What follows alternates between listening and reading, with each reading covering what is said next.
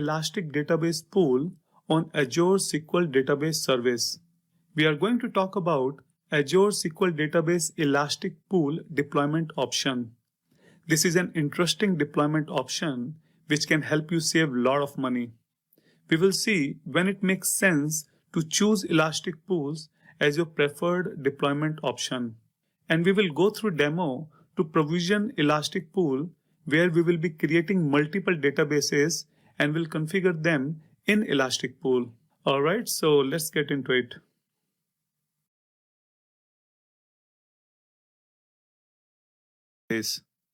The peak utilization for each database occurs at different points of time. This is a huge save in my cost. So Azure SQL Elastic Pool is a cost-effective solution for managing and scaling multiple databases that have varying and unpredictable usage demands. The databases in an Elastic Pool are on a single Azure SQL database server and share a set number of resources at a set price. Elastic Pool enables developers to optimize the price performance for a group of databases within a prescribed budget. Elastic Pools prevent over-provisioning or under-provisioning of resources.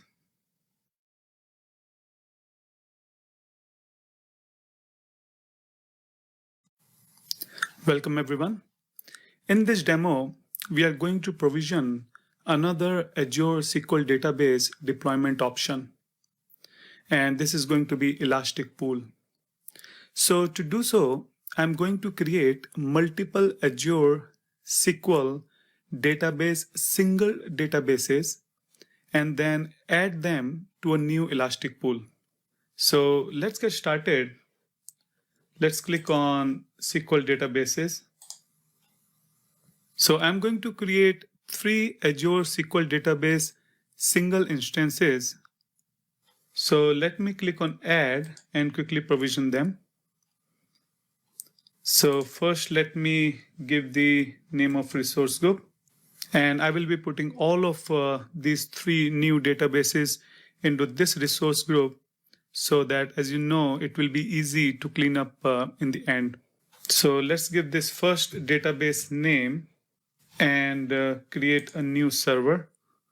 Give the credentials and select the location. By now, you must be very familiar with these steps. I'll choose Elastic Pool as no at this time. Later, we will create Elastic Pool separately and we'll add these databases into it. So I will let it as a no, and here I will choose my compute and storage configuration. So I will choose in vCore general purpose. I'll let everything as a default and click on apply.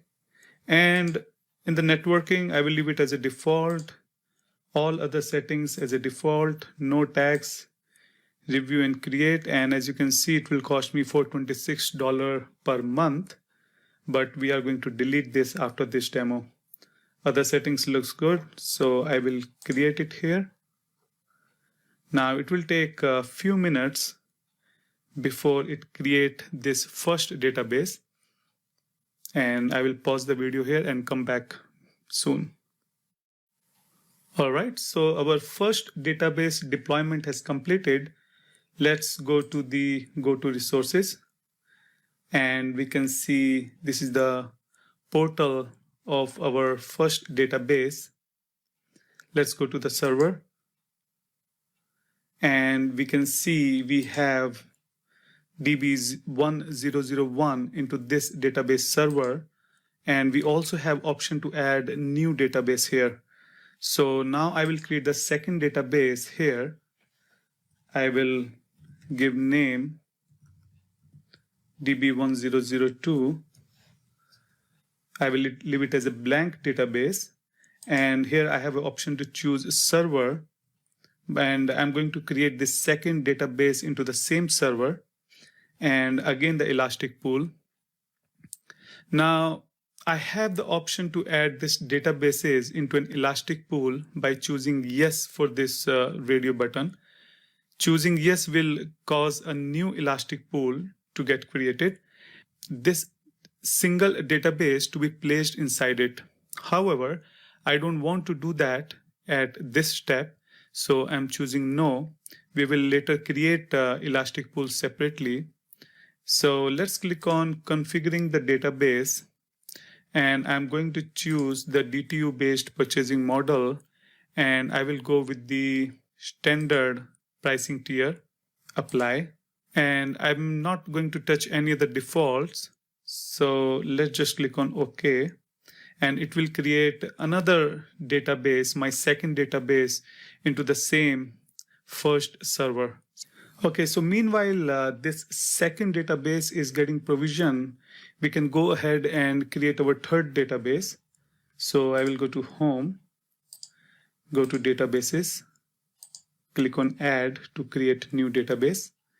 And I'm going to use my same resource group here and give name to my new database here. This is my third database. And I'm not going to put this into an old server which we created. Instead, I will be creating the new server here.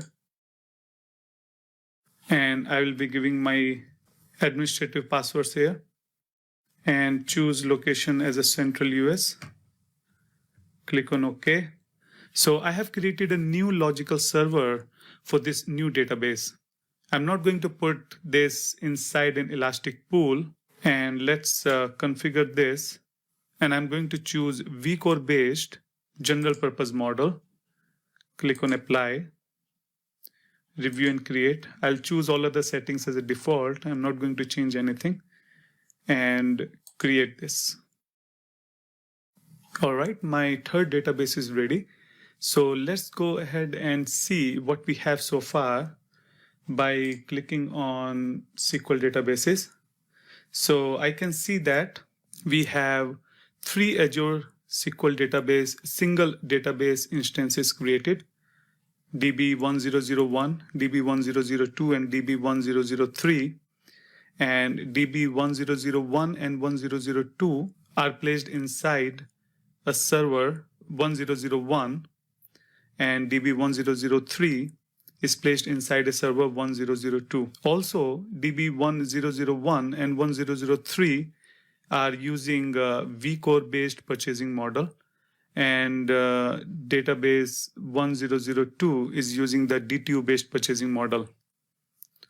So now let's go ahead and place 1001 and 1002 inside an elastic pool.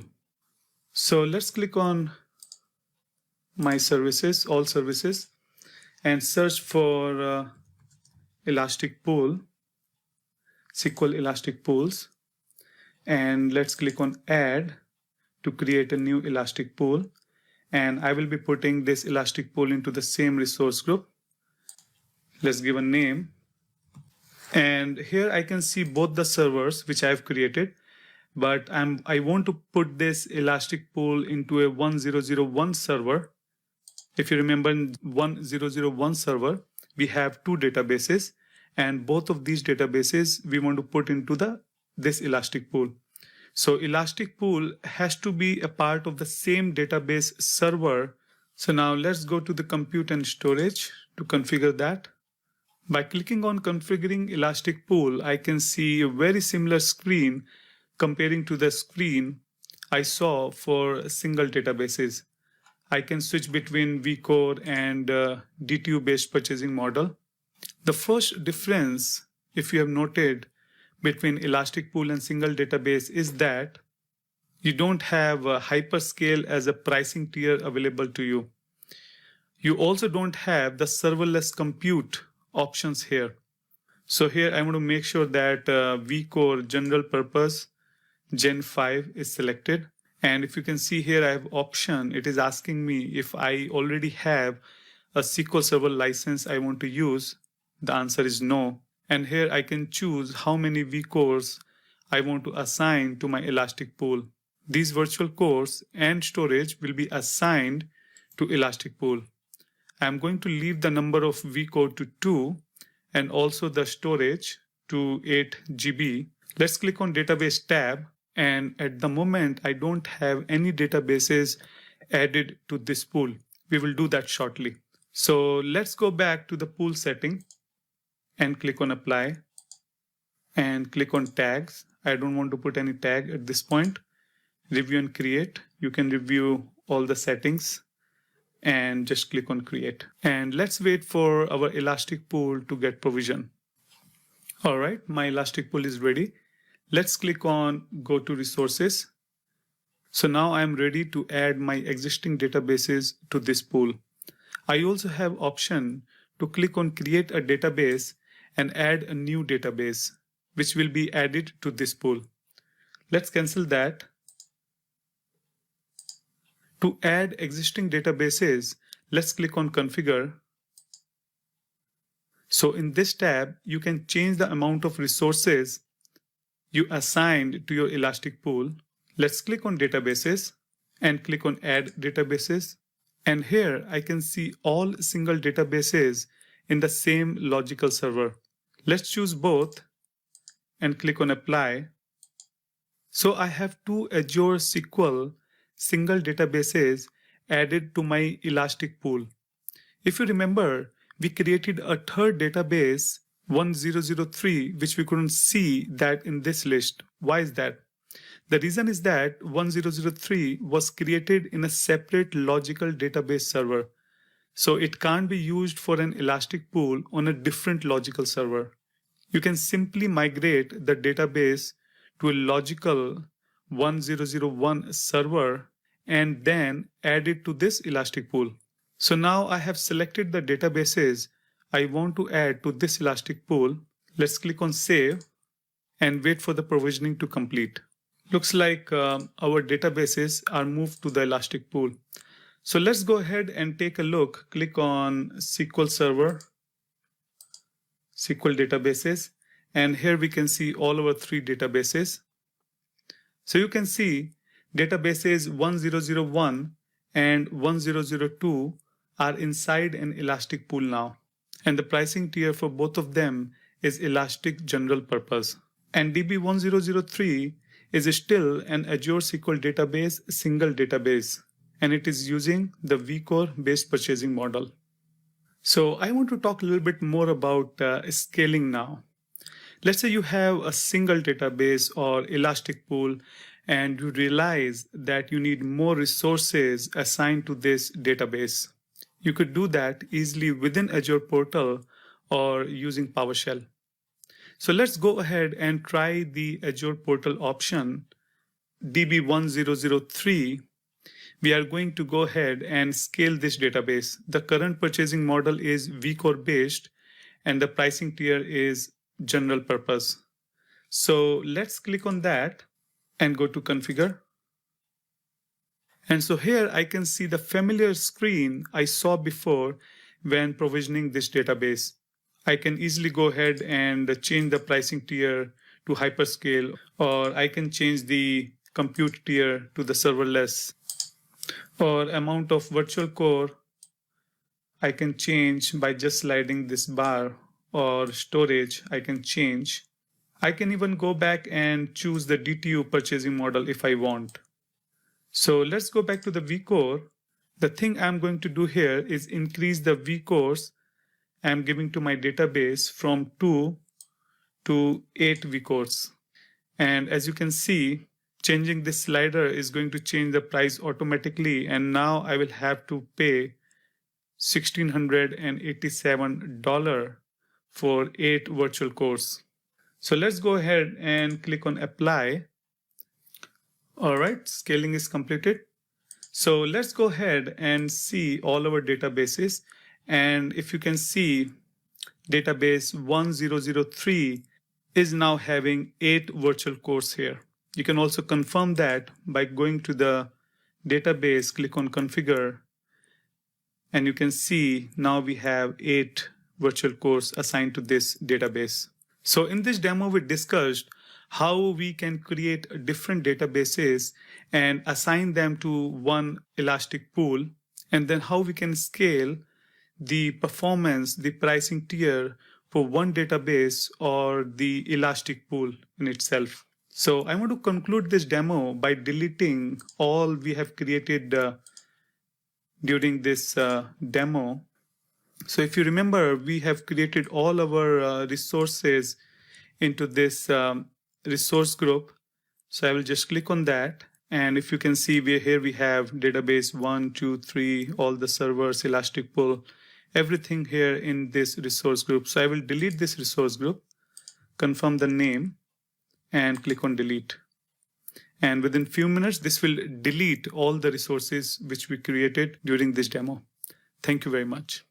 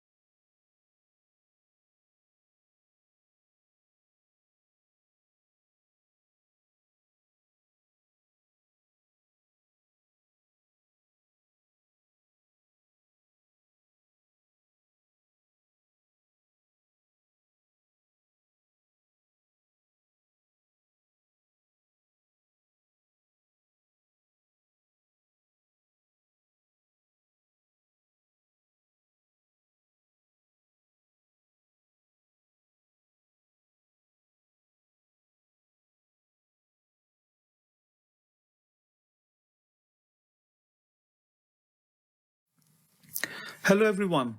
Welcome to this section on Managed Instance on Azure SQL Database Service. In this section, we will see what are the use cases for this deployment option.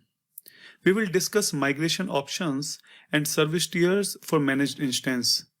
And also, we will talk about differences between SQL Server on-premises and this deployment option. We will also cover the management operations concerning management instances. These operations include create, update, and delete. We will see how long these operations will take. And in the module demo, we are going to provision an Azure SQL Database managed instance, and we will create a virtual machine in a private network to connect to this instance. All right, so let's get into it.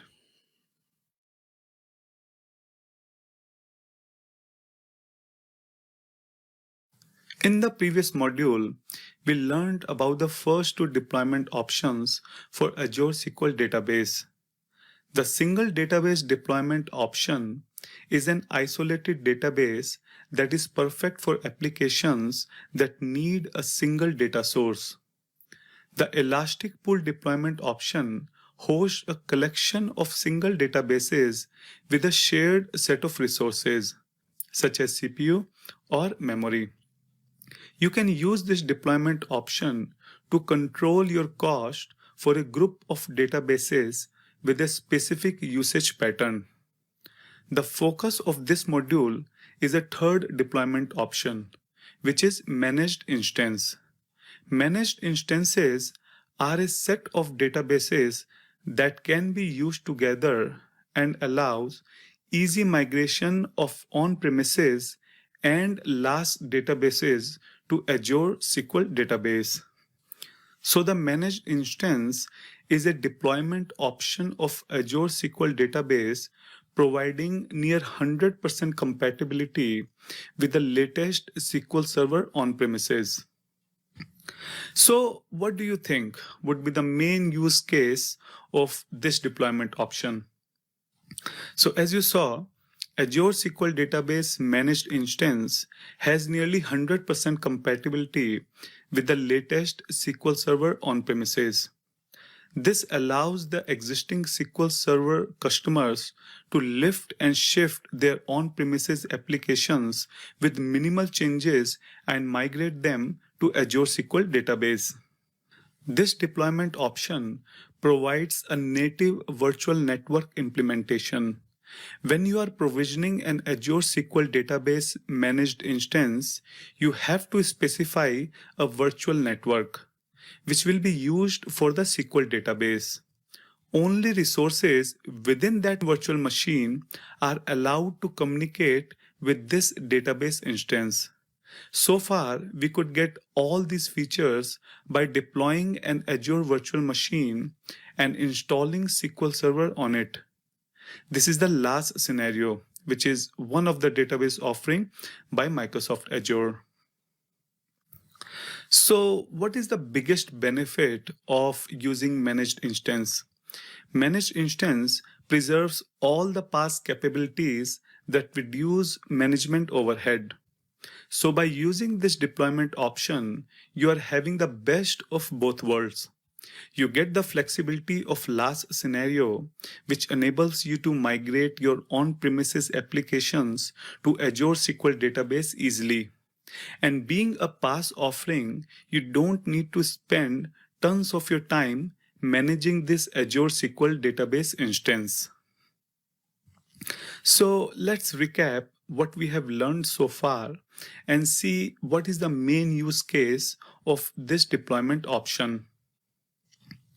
The Managed Instance Deployment option targets user scenarios with mass database migrations from on-premises or LaaS databases.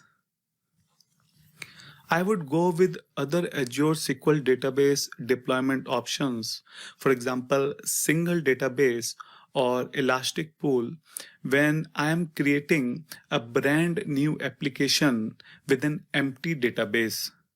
Or if the existing on-premises database I have is small and easy to migrate. And I will use the managed instance deployment option if I have several on-premises databases and I would like to easily lift and shift them from on-premises data centers to Azure SQL Database.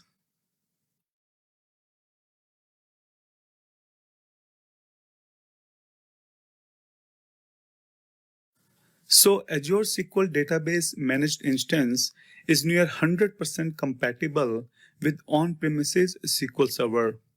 However, there are a few differences that you need to be aware of. Let's take a look. The first difference is high availability. In your on-premises SQL Server or even in the IaaS scenarios, you are responsible for take care of high availability. For example, provisioning multiple database servers and put them in an availability set or behind load balancers. This is not the case for the managed instance. Being a PaaS scenario, the high availability is built in and pre-configured. Using SQL Server, you can specify full physical paths to files, backup files, or other entries in your commands. These full physical paths are not supported in Azure SQL Database because the underlying server hosting the SQL database is abstracted out from the end user.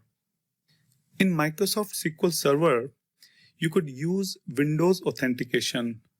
However, this is not the case for Azure SQL Database Managed Instance. Instead, you can use Azure Active Directory Authentication.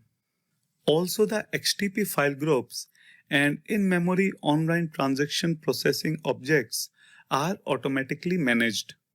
And finally, you cannot use SSIS with Azure SQL Database. Instead, you should use Azure Data Factory, which can run SSIS packages.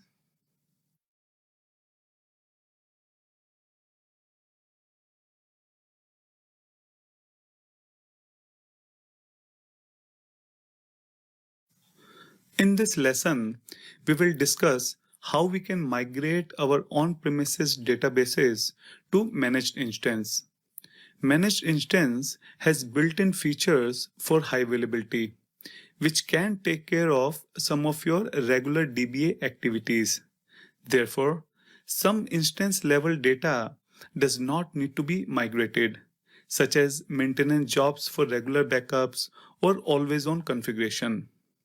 Now, we have two main options to migrate your data: data migration service and backup and restore. The Azure Database Migration Service, or DMS, is a fully managed service designed to enable seamless migrations from multiple database sources to Azure data platforms with minimal downtime. The other option is your familiar backup and restore feature. You create a backup files and place them in Azure Blob Storage. Then these backups can be restored into managed instance using the tsql restore command.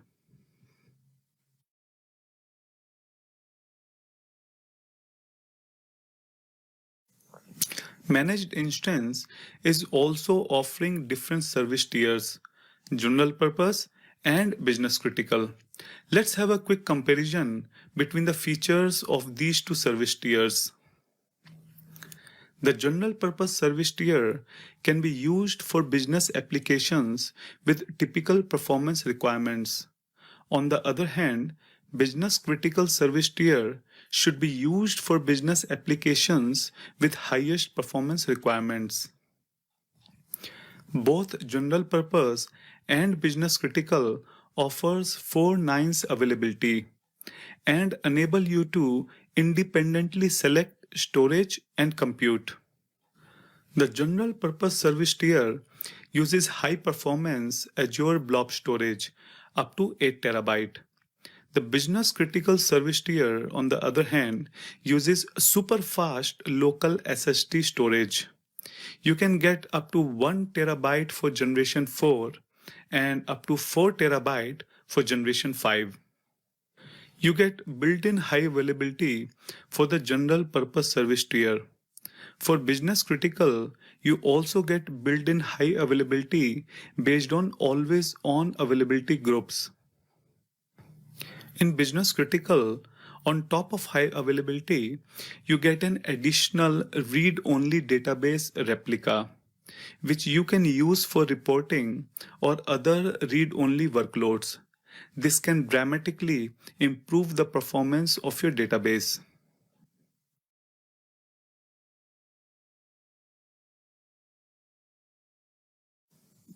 Unlike other deployment options, provisioning managed instances can take a long time, and we are talking about hours. There are three management operations you can perform on a managed instance. The first one is instance deployment, or creating a new instance. Based on Microsoft telemetry data, 90% of cluster creations finish in less than 4 hours, but it can take up to 6 hours. The other operation is instance update. This is to resizing virtual cluster properties, like changing the instance properties such as vCore or storage. Based on Microsoft telemetry information, 90% of cluster expansions finish in less than 2.5 hours. And finally, instance deletion, which according to Microsoft takes about 1.5 hours for 90% of the scenarios. So as you can see, provisioning an Azure SQL Database managed instance can take a long time. For the first management instance you are creating in your subnet, deployment time is typically much longer than the subsequent instances. So for the first time you are creating your managed instance, the deployment might take up to 6 hours. However, adding new databases in the same managed instance will take much less time to complete.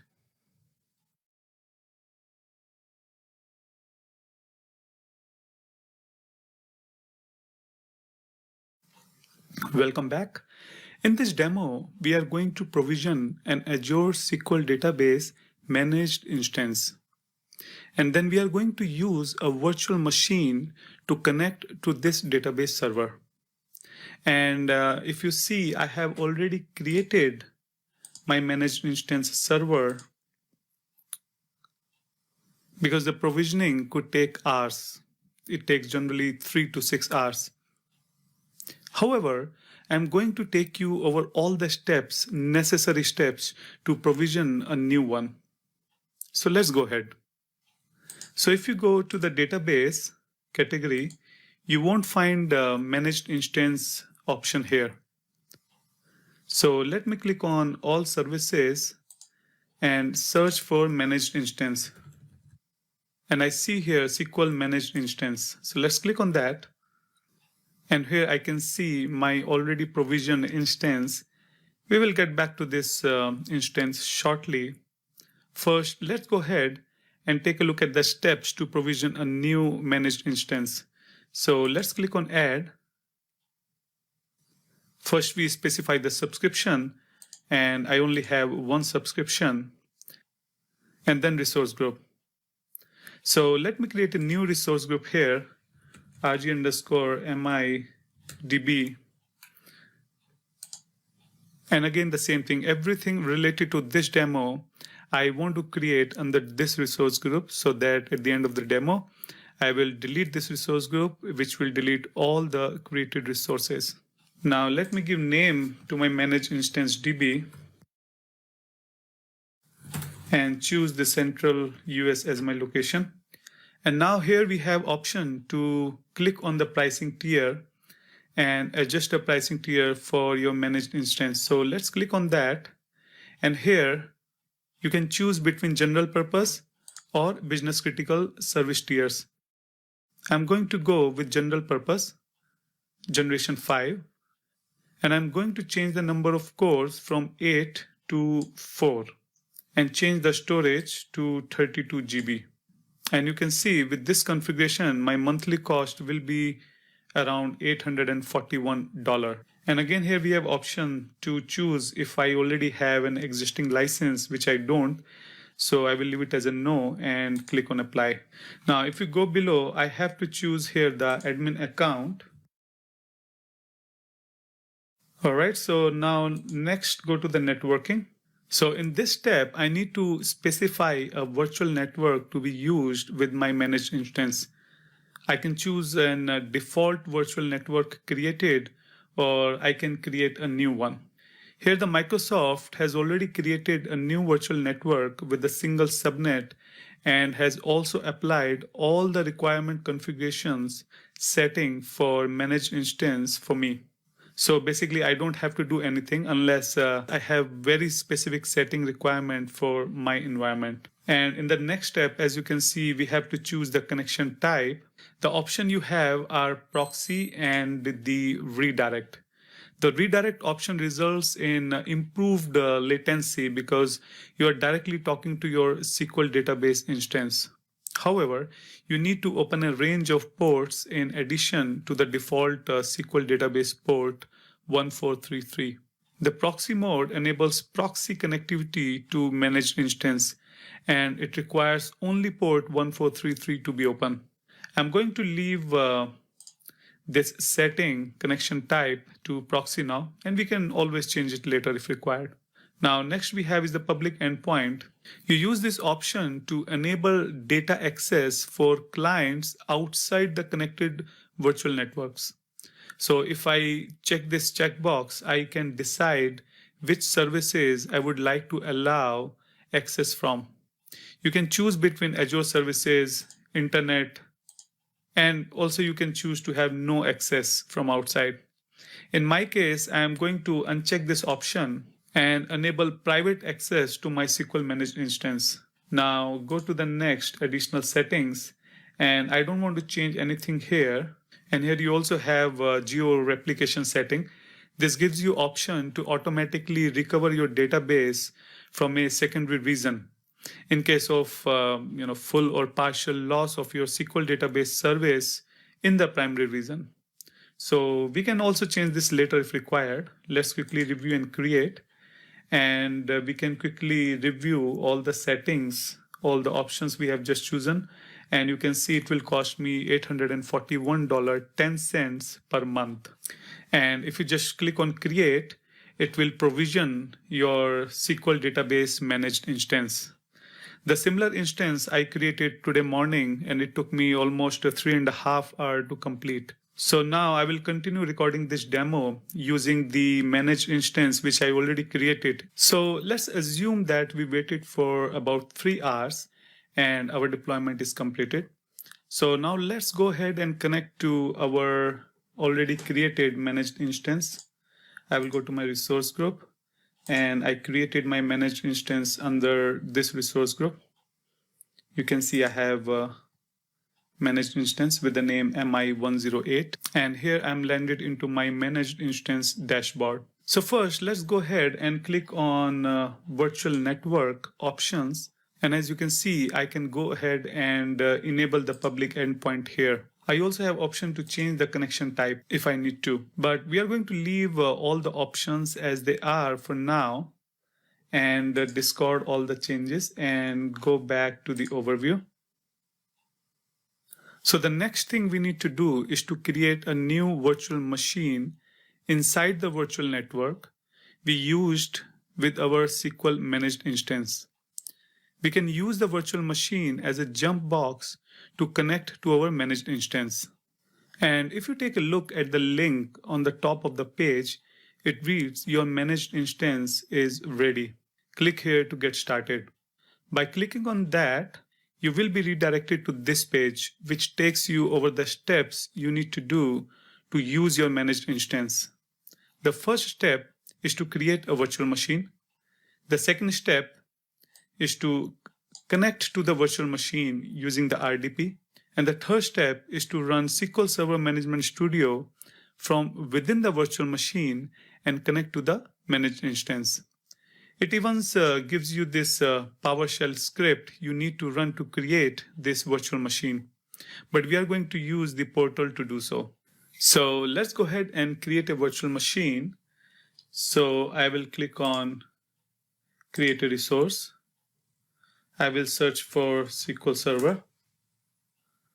And here I can see options for different virtual machines. I want to choose a SQL Server virtual machine because it already comes with the SQL Server Management Studio SSMS pre-installed. I'm not going to use the installed database engine on this virtual machine. So let's go with the publisher and choose the Microsoft here. And I want to choose SQL Server 2019 on Windows Server 2019. So I will click on that. And I'm going to use the free developer license, create. So let's put the virtual machine into the same resource group and give the name to this virtual machine. And I'm going to put this virtual machine into the same location where I have created the managed instance. And I'm not going to set my availability option here. And I'm going to leave this image as a free license for developer.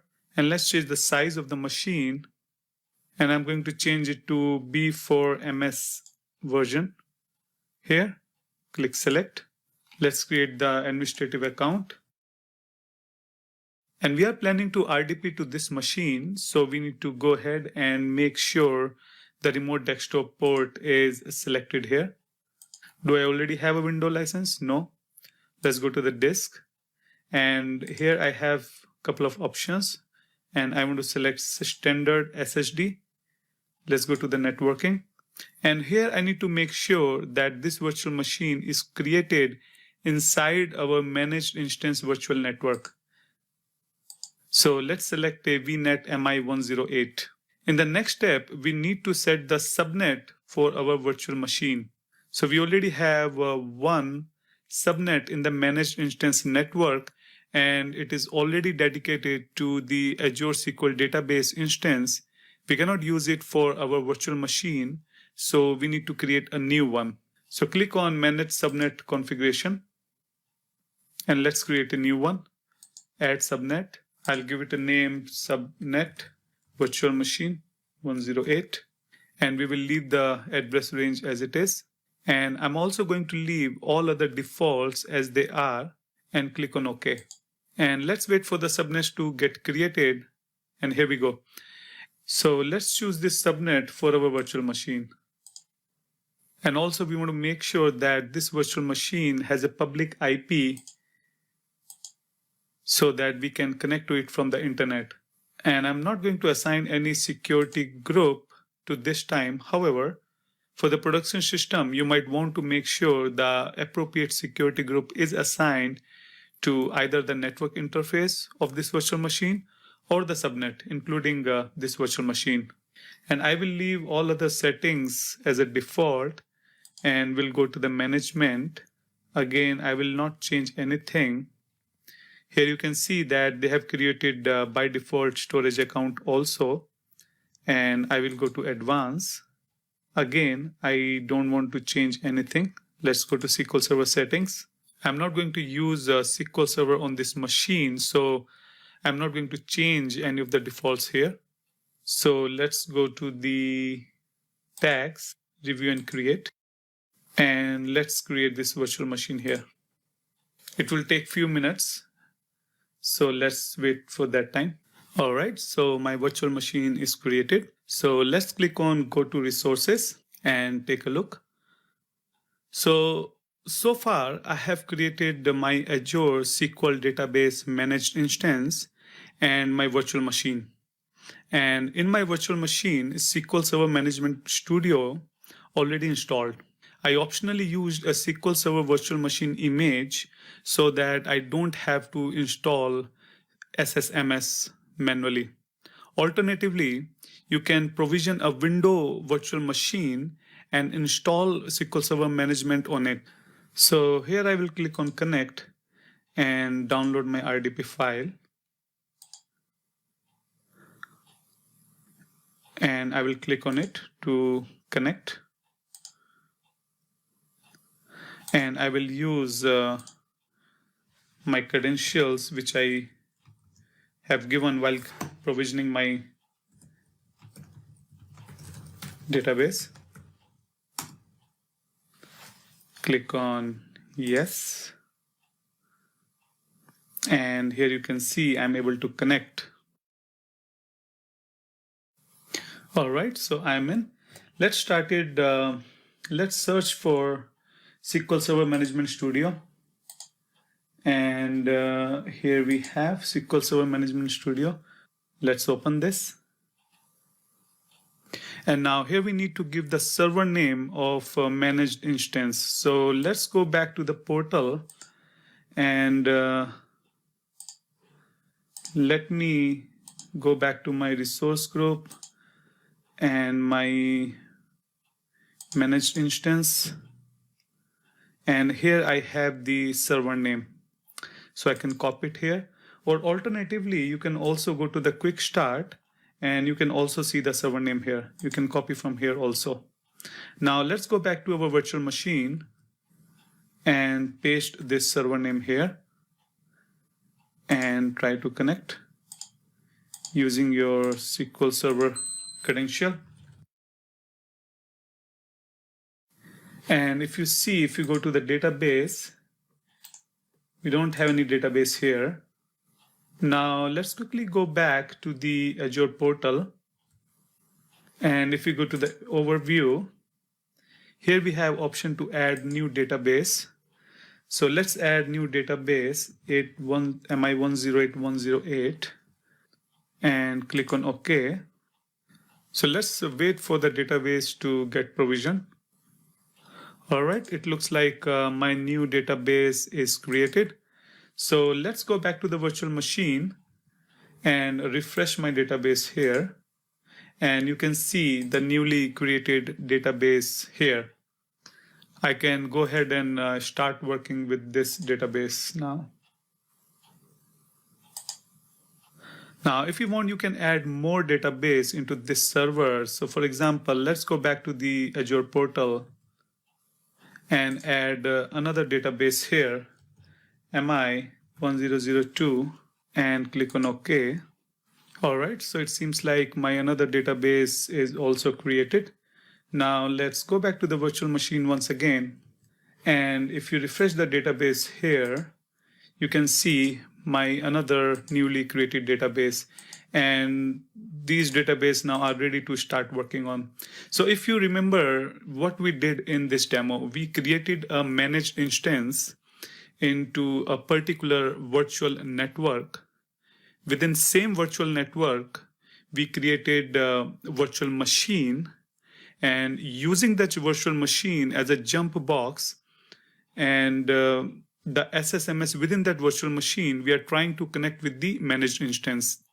So I will go ahead and disconnect from my virtual machine now. I don't need it here. Now, before concluding this demo, I want to take a moment and show you all the resources which are being created while provisioning an Azure SQL Database managed instance. Now, when I was creating the managed instance, Azure created a few other resources for me, like virtual network, virtual cluster, route table, network security groups. And all these resources work with the managed database to make sure the service is accessible and working normally. So let's click on this network security group, which is assigned to my managed instance. So here you can see the inbound security rules and outbound security rules. And if you're not familiar with this, and if you don't know what you're doing, it's better to not touch them. Otherwise, you can make your managed instance unavailable. And if you go back to the resource book, there's also a route table here. Again, these rules define that how the data will go outside the network. So again, you don't need to touch all these, but I just wanted to show you all this. So here I want to conclude my demo, but before doing that, please make sure that you delete this resource group, which is having all the resources created during this demo, because managed instance is very expensive and you don't want to leave it without deleting it. Thank you very much for being with me with this demo. We'll see you in the next section. Thank you.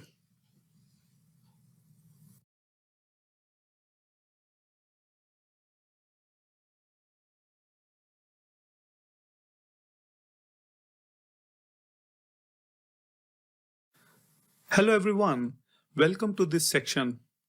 In this section, we will see how to secure these deployment options which we created in previous sections. Microsoft Azure provides us with a few technologies which we can use to secure our Azure SQL Database instances. Microsoft provides 4 layers of defense to secure your Azure SQL Database: network security, access management, threat protection, and information protection. We will discuss different options in each of these layers provided by Microsoft, like firewall, Azure Active Directory integration, managed instance, always encryption, and transparent data encryption. And we will also look at security options dedicated for managed instance, like advanced security option for managed instance. All right, so let's get into it.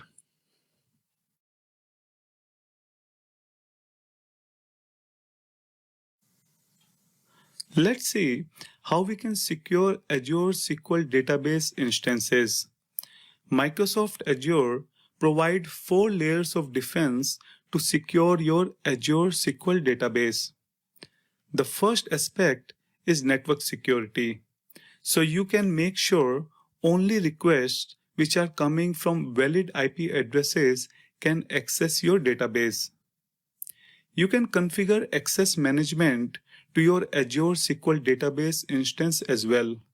This includes authentication and authorization.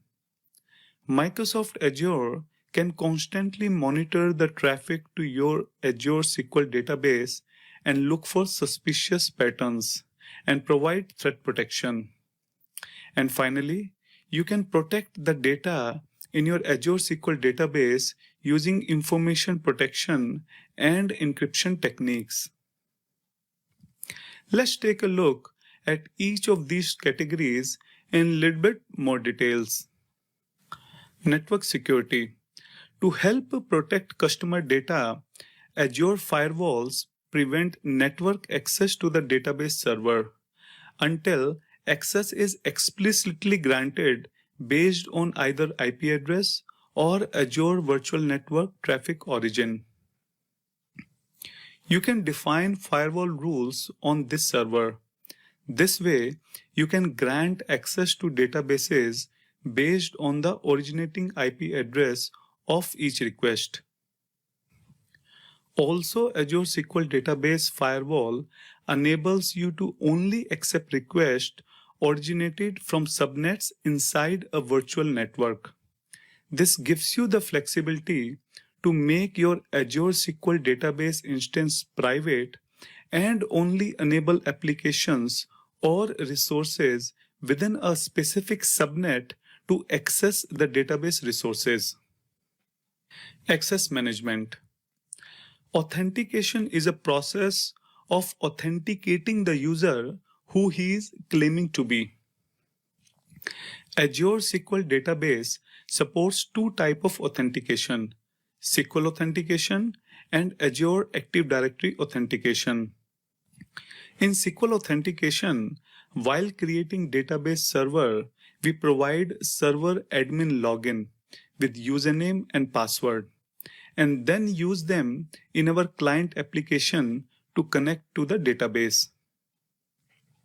In Azure Active Directory authentication, we use Azure Active Directory identities to connect to your database. Azure Active Directory authentication allows administrators to centrally manage the identities and permissions of database users along with other Microsoft services in one central location.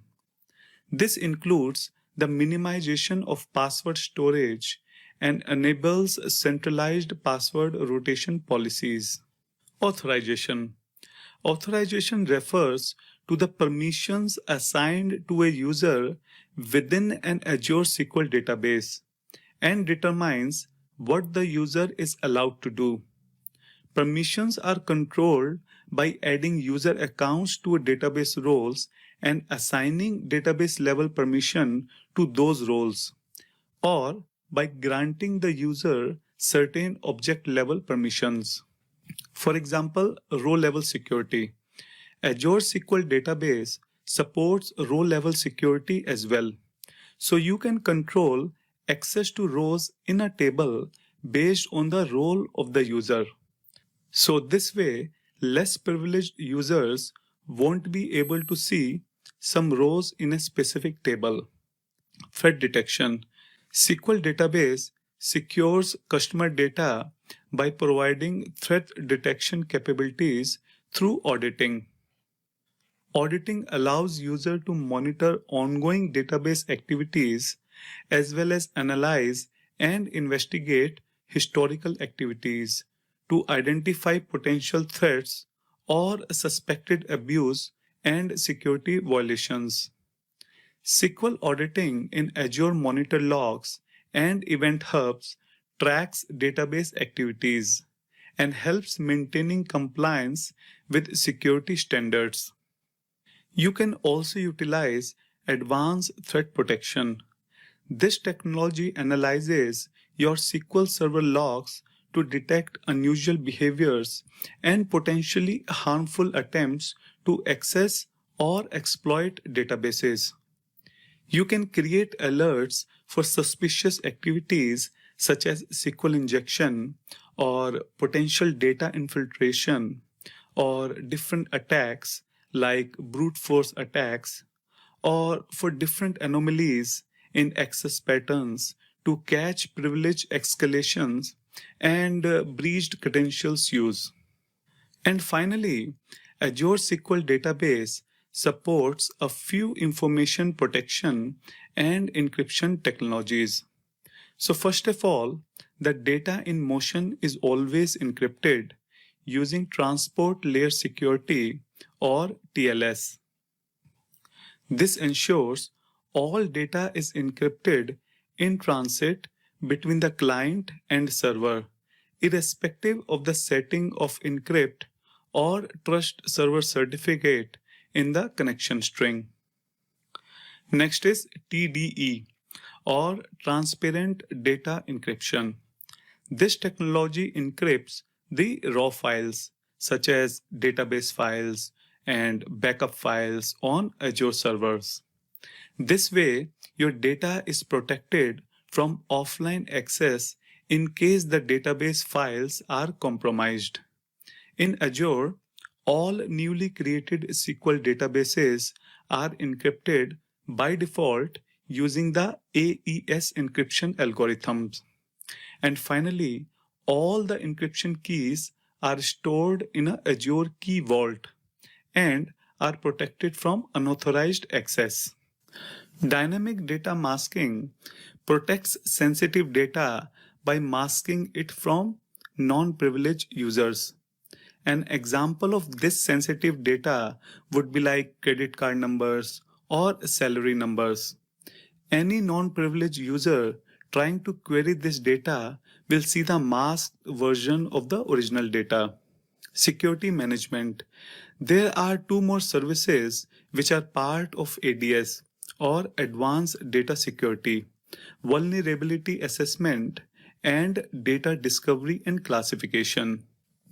Vulnerability Assessment Service helps to discover, track, and remediate potential database vulnerabilities. Data Discovery and Classification Service helps to identify and label sensitive data like financial or healthcare data, which can help in various security scenarios like monitoring and alerting in case of any anomalous access to sensitive data.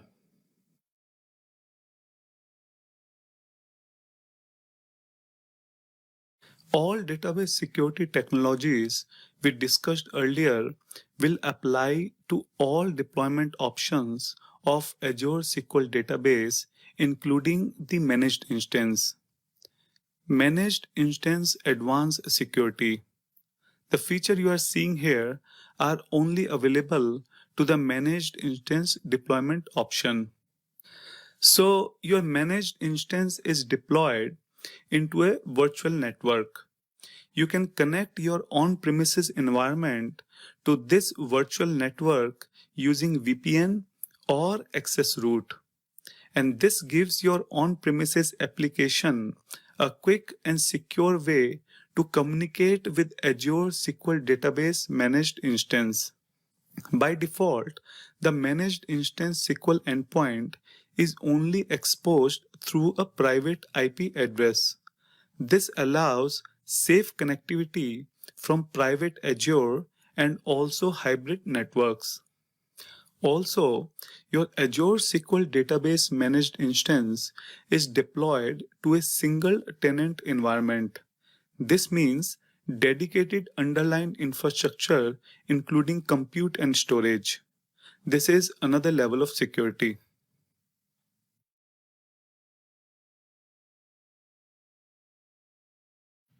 Hello friends, welcome back. And in this lesson, we are going to discuss about the encryption of data, especially in Azure services. Before we start discussing encryption, let's discuss about the state of data. And if you think logically, data can possibly in three different states. It can be at rest, it can be in motion, or data can be in use state. So when I say rest, I mean that data is inactive data. It is not currently being transmitted across the network. It may be your log file, it may be your backup file, or maybe just a data file not being in use, not being in motion. And if I say data in motion, that means data is being currently traveling across the network. Maybe it is traveling from on-premises to Azure. Maybe it is traveling in between Azure services. Or maybe it is traveling from Azure network to outside the Azure boundaries of network. But it is in motion in the network. Or when I say data is in use, that means data is being processed by some kind of application. Maybe it is being getting generated or updated or append. But the point is, it is being computing, the computational process is being done on data at that time. Data is being used by some application, some computing process. So the point is, no matter in which state our data is, it should always be encrypted. And Azure has the configuration option through which we can actually encrypt our data no matter which state our data is in. Before we start discussing how we can implement the encryption to the data at different states, I want to discuss a little bit about what kind of encryptions we have. What are the different types of encryption we have? So in general, we have two types of encryption: symmetric encryption and asymmetric encryption. So what is symmetric encryption? In symmetric encryption, basically we use the same key to encrypt and then the same key to decrypt the data. So you see that we have a message here. I use the same encryption key, and with the encryption key I get my encrypted message. And again, using the same encryption key, I can decrypt my message and I can get my original message. And these kind of encryption is typically very high performant. But what could be really challenging is to how do I transport this key? If that key can both encrypt and decrypt, I have to really careful that it does not fall into the wrong hands. So handling and distribution of that key between parties that should have access, this can really be very difficult. And the next type of encryption we have is the asymmetric encryption. And in this encryption, actually we have two different keys. One is the public key, which I use to encrypt my data. And another is the private key, which I use to decrypt my data. So the idea is that if someone has to send me an encrypted message, he can encrypt that message using a public key. And this public key is publicly available. Anyone can know about this key. But when I receive that message, I can decrypt it only using my private key. And this private key belongs to me. It is not publicly available. So basically, I can only decrypt this message to the original message. Now, this actually solves our key handling problem because private key always remain with me. So the source does not have to share the key with anyone. It just has to send the message, and using my key, I can basically decrypt this message. But this is more expensive, computationally it is more expensive process. Also, it do require some kind of trusted key repository for storing or making those public key available. And in this case, we can use Azure Key Vault service. So let me go back to my portal and show you that service. All right, so right now I'm inside my Azure portal. And you can see that I'm inside my Key Vault service here. Now, getting into detail of Key Vault is really beyond the scope of this lesson, but in simple terms, you can understand that Key Vault is a secure storage solution for keys and secret through hardware security modules, or HSM. So there are predominantly two types of things it's going to store: secrets and keys. So secret, this is a data that I can write into the Key Vault and then read back out. For example, maybe a password. And then there are keys, and this is written to the service, but I can't extract it out once again. Instead, they are going to be used within the service. And I need to sign something, or for certain, cryptographic example, some kind of encryption operation. And I'll show you that in a minute when we go through the demo for SQL Server. We will create those keys and we will store those keys here. And as to follow to the keys, we have, I can also have the certificates that can be stored in Azure Key Vault. And a certificate is really just a key in an envelope. But there are certain actions and lifetime mechanism that this Key Vault can do for me around those certificates. So as I said, Azure Key Vault is a secure storage solution to store keys and secrets. Now let's move forward and discuss about encryption of data at rest.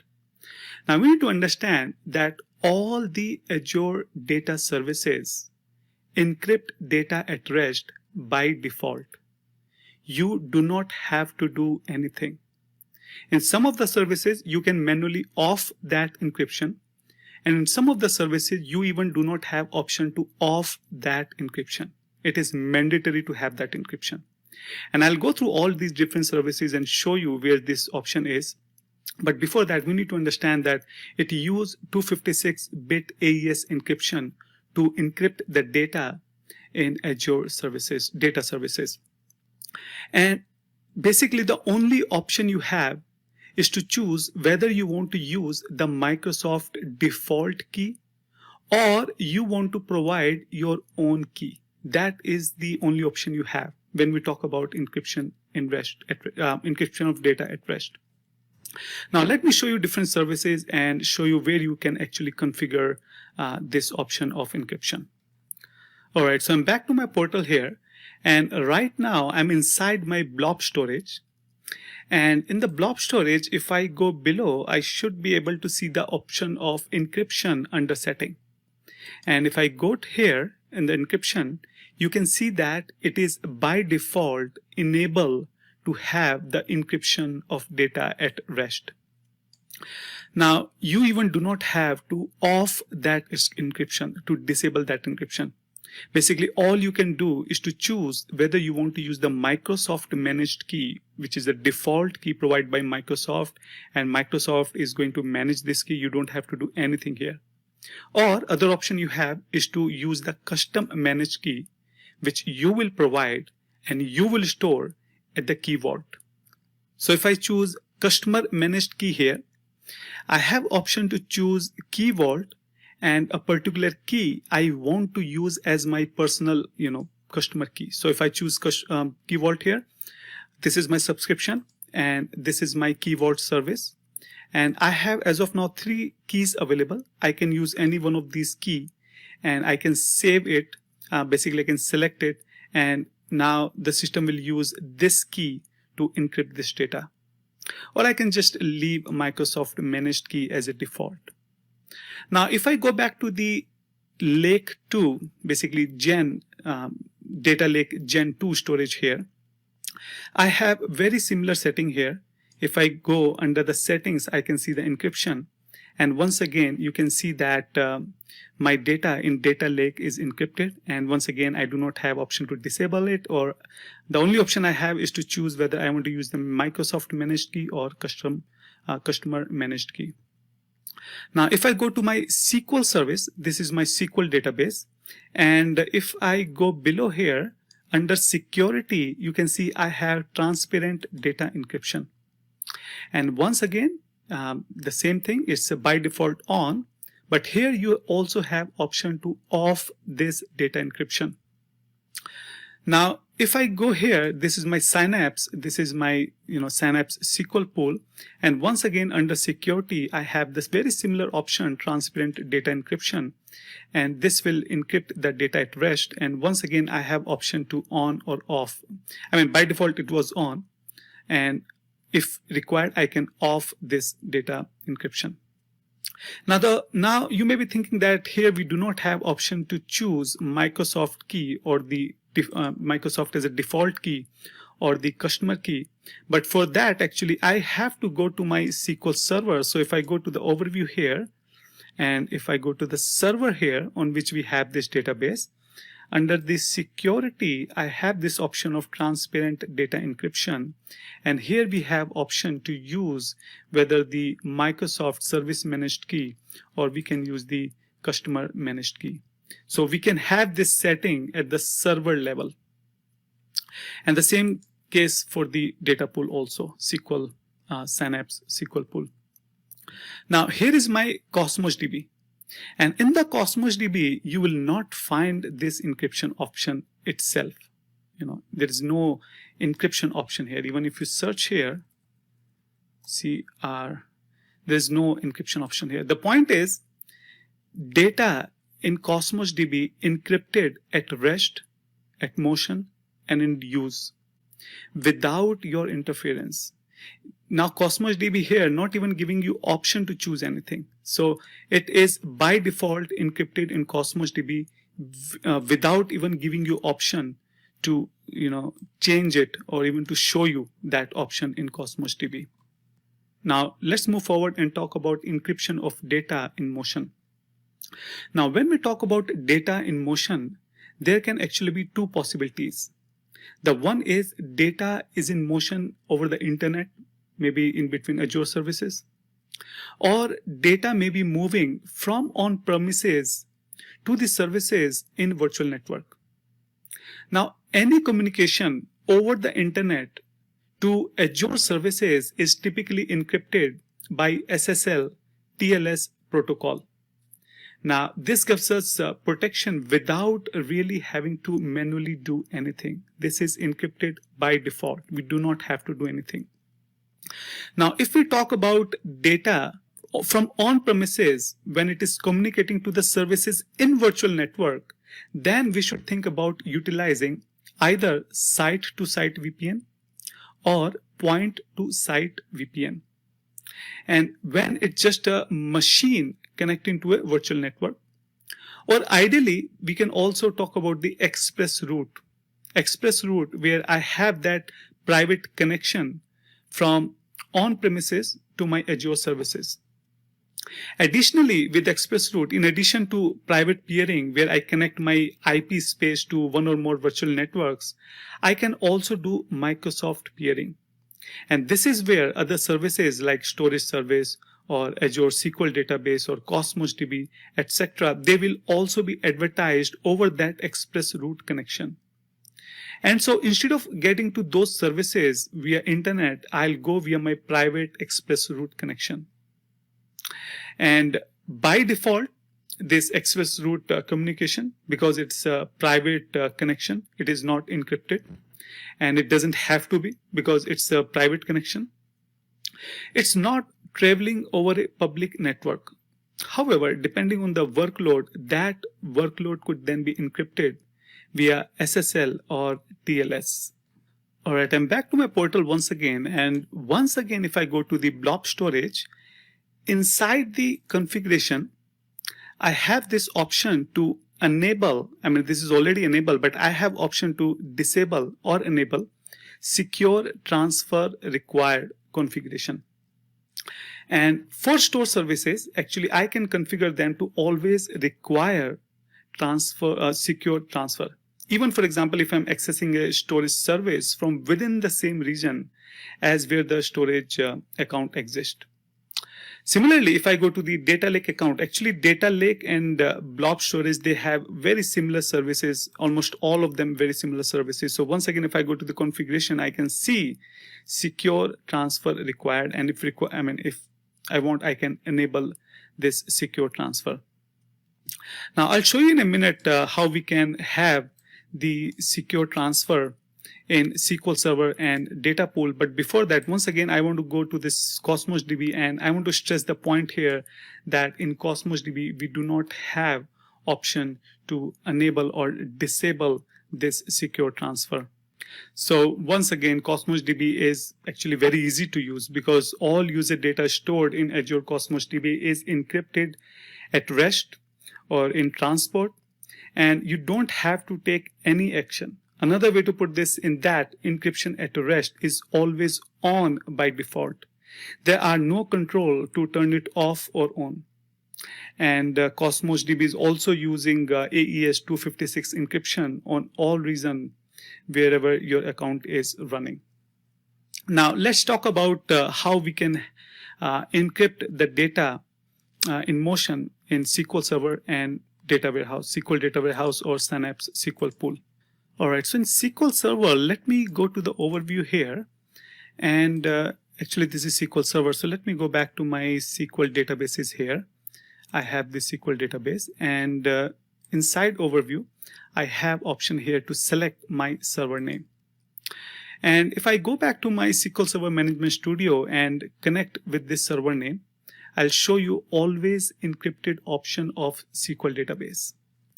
Alright, so right now I'm inside my SQL Server Management Studio, and if I connect here I can paste that server name which I just copied here, and using my admin credentials I can connect it here. After connection, if I open my database here, I have few tables here, and one of the simple table I just I'm trying to fetch data is member encrypt, which I just simply created, and I have few rows here, and phone number and email are two columns which can be of concern, which can be sensitive data which I want to encrypt when my data is in motion. So I have option to always encrypt here. So let me right click on my database here, and if I go inside the task, I have encrypt column. So let's select this option here. And another interesting thing is this SQL Server, the option we have is always encrypted, always encrypt of database. This covers all the data, whether the data is at rest or data is in motion. It encrypts the data in all different states. Now, sometimes it takes few seconds to get that pop-up here. And you can see here that always encrypted is designed to protect sensitive information, whether it can be credit card number or email ID or phone number or different sensitive information. Now the point is always encrypted. This encrypt data not just in motion but in rest also. So basically this covers end-to-end everything. So let me click on next here, and let me choose the column here which I want to encrypt. So if you remember, this is the table we are dealing with. So if I open it here, I have all my columns here, and let's say I want to encrypt the phone and the email here. Now here I have to choose a couple of options. The first is the encryption type, what kind of encryption I want, deterministic encryption or randomized encryption. And we're going to discuss this in a minute. Actually, when we process data through always encrypted, it takes 5-10 minutes to complete the process, and meanwhile we will discuss about these different encryption types. But for now, for time being, let me just select deterministic encryption, and I can choose deterministic encryption here also. And I can choose different keys here. I can use new key here if I want, or I can use one of my existing keys I have in my key vault. And so I want to basically encrypt these two columns, so I can click on next here. Now here I have option whether I want to use the Windows certificate store to store these keys through which we are encrypting, or we want to store these keys in Azure Key Vault. So let's choose Azure Key Vault, and here you'll have the sign in option through which you can sign in your you can give your credential to the Azure, and you can choose the subscription you have and the Azure Key Vault service you have. So if you remember, I have Test Key Vault 108 service here, and if I click on next here, and I have option to create a script which I can use later, or I can just process and finish this here. So let me click on next and finish, and now it will take few minutes, maybe 5 minutes, to encrypt these rows. Meanwhile, I want to discuss about this CEK and CMK. CEK stands for column encryption key, and CMK stands for column master key. And if you remember, we also want to discuss about the two types of encryption, deterministic encryption and randomized encryption. So meanwhile this is processing, let me go back to my slide and explain these different terms here. All right, I'm back to my slide here. So the first option we have is the deterministic type of encryption. So this encryption always generate the same encrypted value for any plain text value. What does that mean? So for example, let's say I want to encrypt learned cloud. Learned cloud using deterministic encryption, let's say the value coming is XYZ. Now, no matter how many times I encrypt this text learned cloud, it will always generate XYZ string after encryption. That's why it is deterministic encryption. You can determine the final value. It always generates the same encrypted value. Now, when it always generates the same encrypted value, you actually know about the final value, and you can use that value in your lookup, in your joins, in your grouping, in your indexing, and other different operations. So for example, you can try to find out, fetch all the rows where the website equal to XYZ. And you may have few hundred or whatever number of rows. So that means you understand that XYZ is a learned cloud. Now, other option we have is the randomized encryption. And it is more secure than deterministic encryption. Why? Because the encrypted value is generated in a less predictable manner. That means if you encrypt the learned cloud, it is not always going to be XYZ. Maybe once it may come XYZ, next time you encrypt, it may come as ABC. Next time you encrypt, it may come as DEF or something else. So it is unpredictable. It is randomized encryption. Randomly it generates value. And of course, when the value is generated randomly, you cannot search it, you cannot group it, you cannot index it, you cannot use this value in different operations. So when we encrypt the data, we have two options, deterministic and randomized. We can choose one of these values. Now, next terms we want to discuss is column encryption key and column master key. All right, so the CEK or the column encryption key is used to encrypt or decrypt values in whichever column or columns you apply the CEK into. So that does mean that if you have multiple columns you want to encrypt, you could either create a single CEK and apply it to all the columns, or you could create one CEK for each column, or you could mix it up and apply one or more CEKs to one or more columns in any combination you like. But remember that the CEK is used on the client. It is never exposed in the database. However, the database does store encrypted version of CEK. So the columns get encrypted by CEK, column encryption key. And CEK themselves get encrypted by CMK or column master key. And only the client processes this CMK. So the database can't do anything with the encrypted CEK other than that other than give them to the client, who actually then use the CMK to decrypt the CEK and then use the decrypted CEK to encrypt and decrypt the data.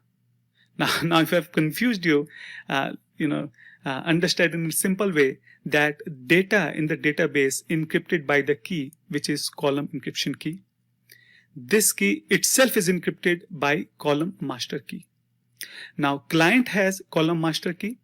Client give this key to the database. Database use column master key and decrypt column encryption key. And once we have column encryption key, again it use that and decrypt the data in the database. I hope this is clear. Now let me go back to my database and see that if our data has already been encrypted using always encryption. All right, I'm back to my database and you can see that my data has successfully been encrypted using CEK, which is further encrypted using CMK. All right, so let me close this, and this is our table. So let me, again fetch the data from this table, and you can see that my phone number and email ID both has been encrypted.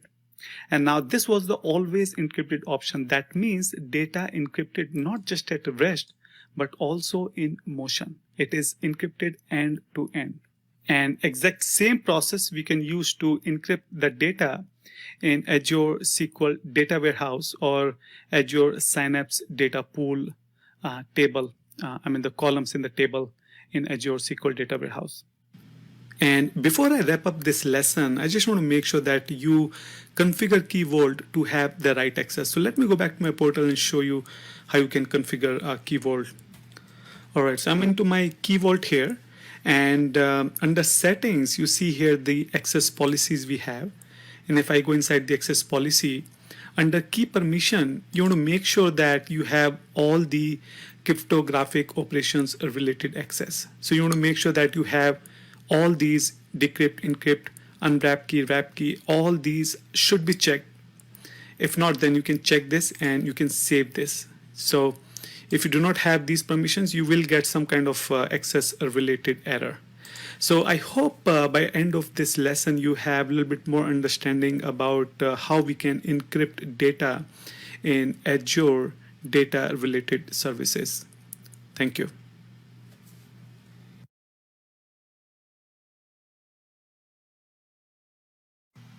Hello friends, welcome back, and in this lesson we are going to see how we can shield our sensitive data using dynamic data masking. All right, so right now I'm into my SQL Server Management Studio, and I have connected here with my Azure SQL Server, and I have one table here, test DDM. DDM stands for dynamic data masking here. So if I run this table, if I fetch the data from this table, I can see person information, person name, email ID, credit card information, and social security information. Now, you may be rightly thinking that all this information is sensitive. Social security number. We should not show this to unauthorized user. Similarly, the credit card number or the email ID, all this is sensitive information, and we should not show this information to unauthorized user. So what we can do, let me open another query here. And once again, if I run the select star from this table, I can see the data in the masked form. So if you see here, I cannot read the social security number. Credit card number, I can see only last 4 digit. Email ID, I cannot read. Personal name, I cannot read. And the ID is also some random number. So what I did here, I masked all this information using dynamic data masking, or I should say using functions of dynamic data masking. And this is a very good feature introduced by Microsoft. I think this was introduced first in 2016, SQL Server 2016. And this is a huge win for many common scenarios involving sensitive data. For example, in the healthcare industry, there are strict regulations around the sharing of so-called PHI or personal health information. And these regulations often make it really hard for a developer to get access to some decent sampling of the live data. But this DDM or dynamic data masking helps solve this problem, because now administrators can now give developers access to the production data with all the sensitive personal data masked from the view of the developer. All right, I'm back to my slide here, and I want to show you different functions I used to mask this data. And this is our original table, and this is our mask table. So for example, let's start from social security number. To mask the social security number, I use the default function.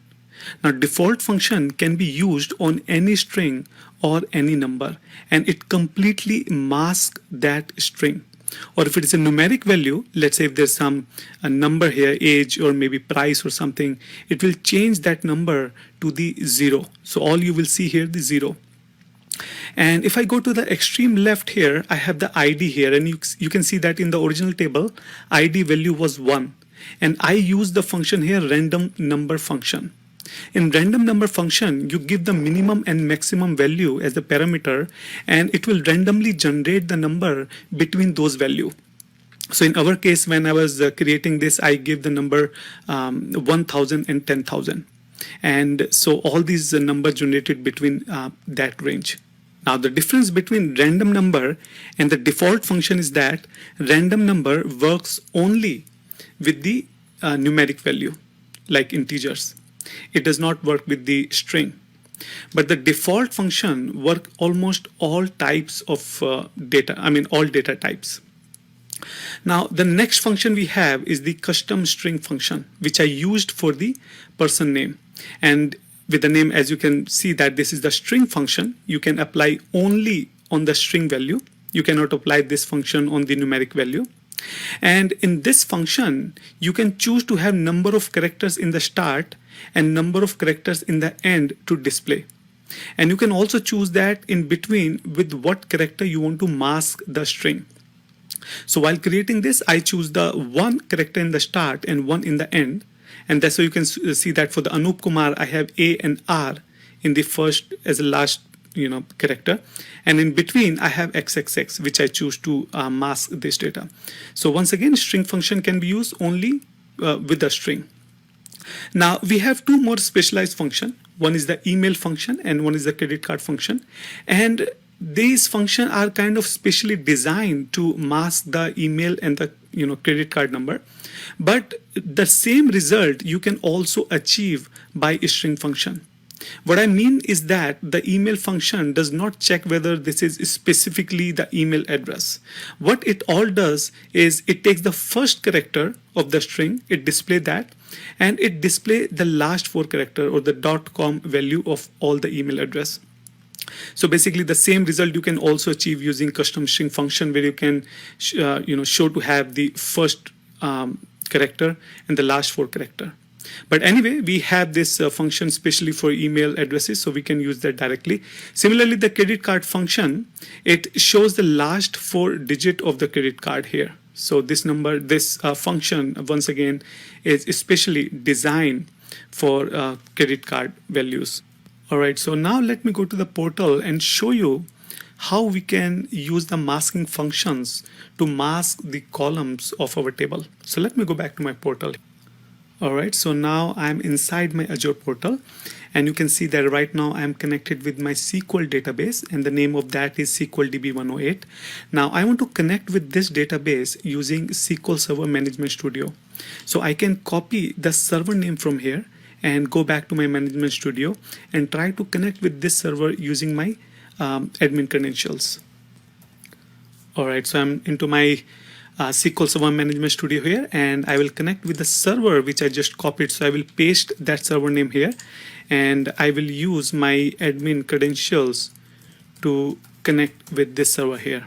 So let me connect with this server, and once I connect with this server, I should be able to create tables directly into my SQL DB 108 here. So right now you can see that I only have product and product category tables here.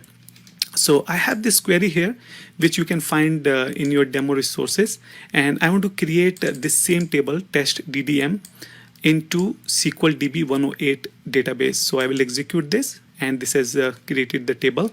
Now I will add some of the dummy records into that table, and these records have the email ID, credit card number, social security number, person name, and ID. Now I want to mask the data of this table. So let me go back to the portal, and by this time you should be able to see this new table here, test DDM. So let me go back to the portal and try to mask these columns in portal, Azure portal. All right, once again I'm back to my portal, and on the left hand side, if I scroll down a little bit below, under the security, I can see the dynamic data masking, and if I click it here, I have option to add mask here, and let me click on add mask. Here I can choose my schema, which table I want to mask. So we just created test DDM, and in this table I want to mask all of these columns. So let's choose one by one. Let's choose the easy one first, which is the email address. And if you remember, we have the email function, which is specially designed for email address. So I will choose this function, and you can see that they have given the example. It will show us the first character and the last 4 character, which is .com in an email ID. So I will choose this, and I will just click on add, and that's it. This column is masked with this function. You can see that how simple is this. So let me add another mask here.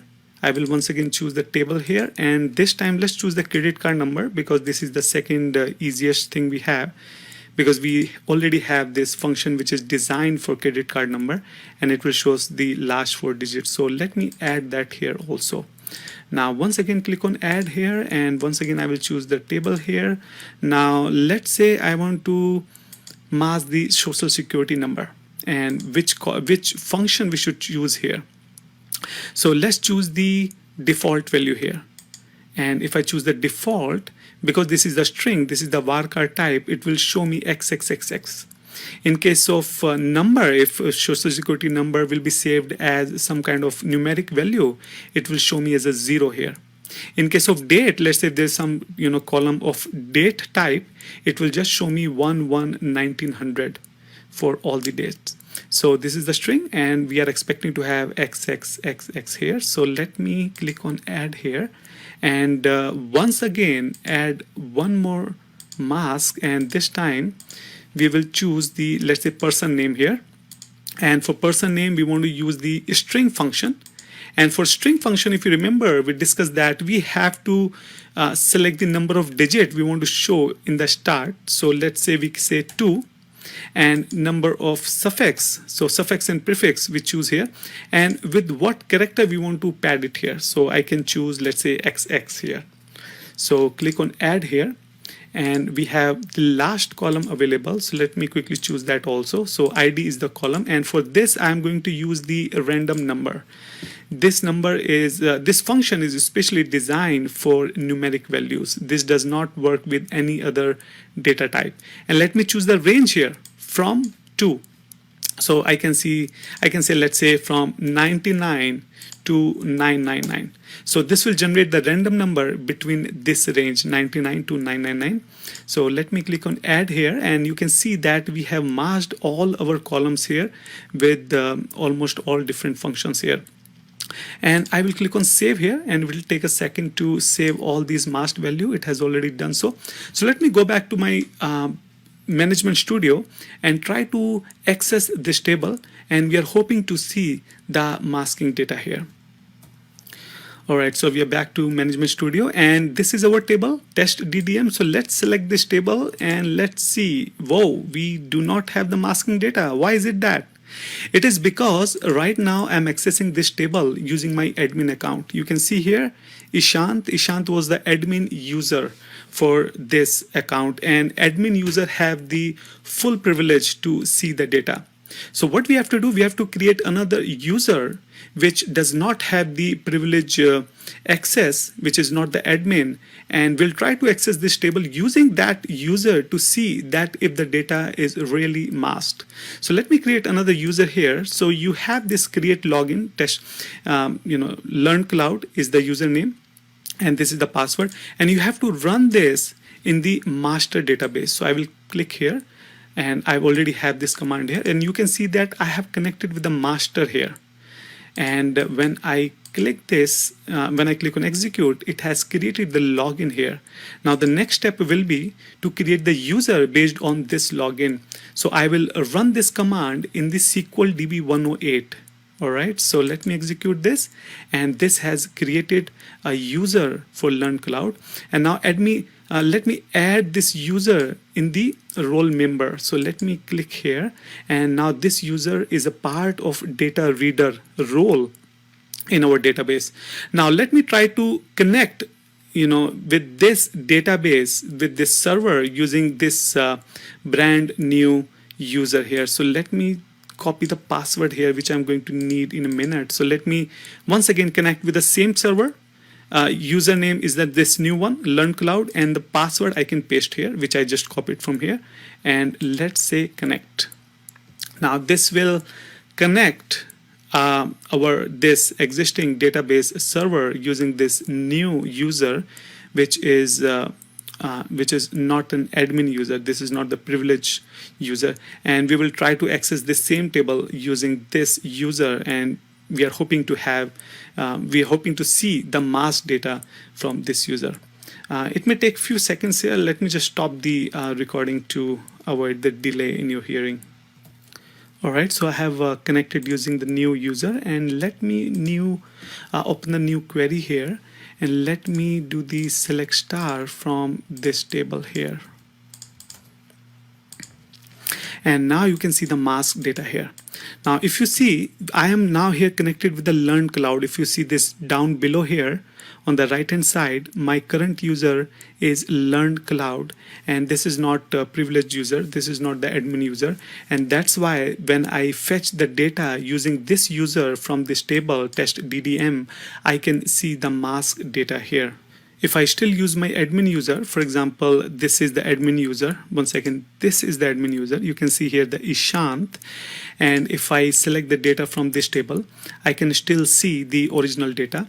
But if I use the normal user here, this user can only see the masked data. Now, there are a couple of important things I want to convey here. So let me go back to the slide, and we can discuss some of the few more important points or considerations regarding dynamic data masking. All right, so here we have some important points regarding the dynamic data masking. The first one is it limits the exposure of sensitive data to non-privileged user. You can decide the level of exposure of data. Now you can decide that in the string how many characters in the start and how many characters in the end you want to show to the user. You can decide that what kind of random number you want, what should be the range of that number.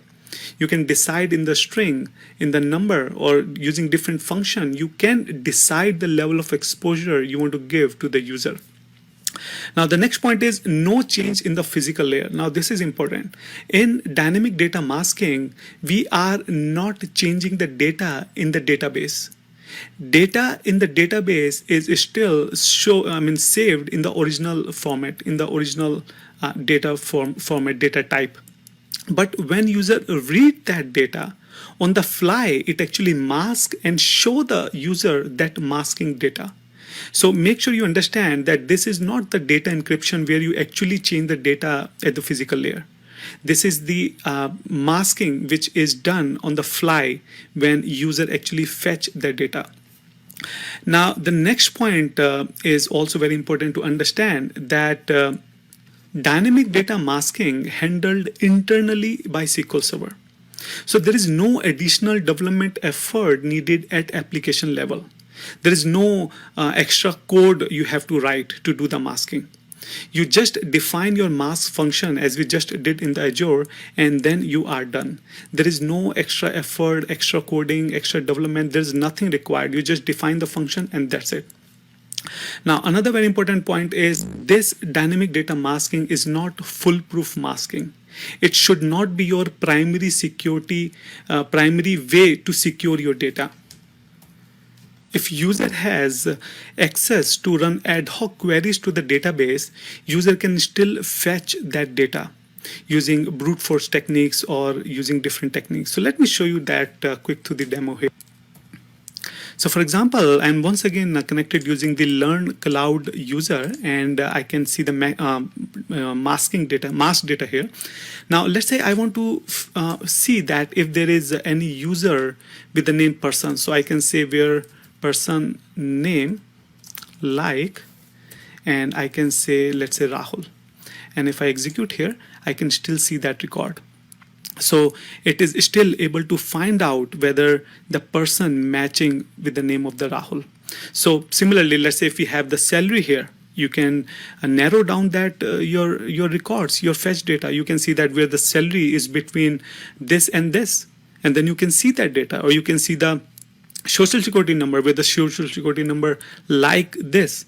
So basically the point I'm trying to say is this is not the foolproof way to secure your data. This cannot be, you cannot use dynamic data masking as an isolate way to secure your sensitive data. Now, another point I want to convey here is that the mask column can be updated by user if user have a permission, and he can update like any other table, like any other data. He can just write the update command and can update data in the table even if it is masked. And the last point, and another very important point here, is that if you are exporting data from the masked table, the columns which are masked in the table, the target table is still going to have the masked data. So whether you use the select into command or insert into, or you may use some kind of ETL tool like SSIS or any other tool, basically. The point is when you read that data and when you insert that data into the target system is going to have the masked data. So basically, if you are doing this in production and you have the ETL kind of needs, you want to make sure that you use the admin ID to export this data into your target system. And this dynamic data masking can be enabled through the portal. As I just showed you, we can use the PowerShell script, a REST API, or we can directly actually using the SQL commands also to enable this function. Let me show you that very quickly here. All right, so I'm into my SQL Management Studio once again, and here you can see that I can create a table, and while creating a table itself, I can declare these columns as a masked column, and I can define the function here for, with which function I want to mask this column. So the first name I'm masking with the partial function, where you can see the first character, the prefix and suffix, and the in between you can see everything with the X. The phone number I'm masking with the default function, and the email I'm masking with the email function. So let me create this table here very quickly to give you an example. And once again, I'm connecting with my SQL DB 108 here. So let me create this table. And let me add some data here, and you can see that I have the first name, last name, and the phone number and the email ID. And when I'm selecting this data from this table, I can see all the data because once again I'm connecting with my admin account here. So let me copy this simple query and once again go to one of my queries here where I've connected with the Learn Cloud user here. You can see that the Learn Cloud is the current user for this query page, and let me execute this table once again, and you can see the mask data from the membership table. So the point I was trying to say is that we can define this function through the queries also. And the last thing also I want to show you here, that masked column is our system table which keeps a record of all the masked column for that database. So if I select it from here, from mask column, and I joined this with the table system table, and you can see that all the tables, all the columns which are masked, and from which table this column belongs to, and what is the function used to mask this column in this table. So I hope now by this time you have a pretty good understanding about dynamic data masking, and this is a wonderful feature added by Microsoft in SQL Server 2016, and now we have this feature also in Azure SQL Server. Thank you.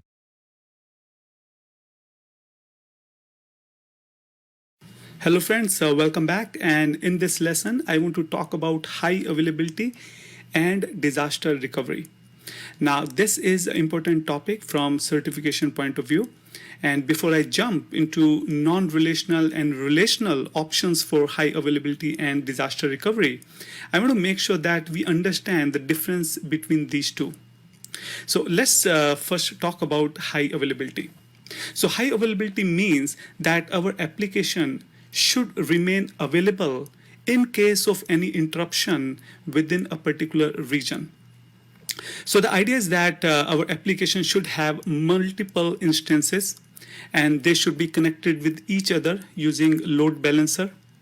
And if one instance goes down for some reason, maybe maintenance, planned maintenance, maybe some hardware failure or some kind of network issue, or maybe for some other reason, if one instance goes down, other instance should immediately pick up the load of an application and make sure that our application should continue working smoothly as it was before, and our application remain highly available irrespective of an issue within a particular region. So in high availability, we talk about the same region. And because it's the same region, our data is also replicating synchronously.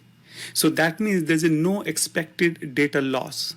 In case one instance goes down, other will pick up. But at the same time, data is properly synced up between all these instances in the same region. So there is no data loss in high availability. Now, when I think about disaster recovery, this is typically a recovery from a site level event. This is some kind of, you can say that act of God. We lose the whole site, the whole region. There's a lightning strike and we lose all the power. There's some kind of incident, so we need to be able to recover to a different site or different region. Now, in this, we are going to expect some kind of data loss in an unexpected failover. Now, if you know that a problem is coming, if you know that, let's say, for example, big storm is coming or a big flood is approaching, we can initiate a planned failover. We can shut down our system. We can replicate the remaining data. We started up the DR location, disaster recovery location. There is no unexpected data loss. But if we didn't see that storm is coming, and if suddenly, let's say, for some reason our data center goes down, we have to do an unplanned failover. We may not have replicated our data properly. We have not replicated everything. We are going to get some kind of data loss.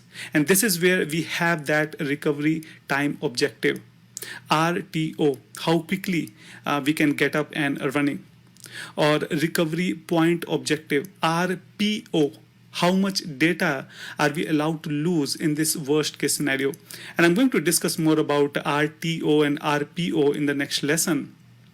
But the point is that there is some data loss, and how much data we can afford to lose, that is something we can decide through Rto or Rpo.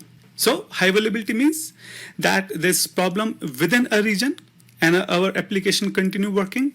And disaster recovery means the whole region goes down, and now what options we have to bring our application, our business back to the normal position.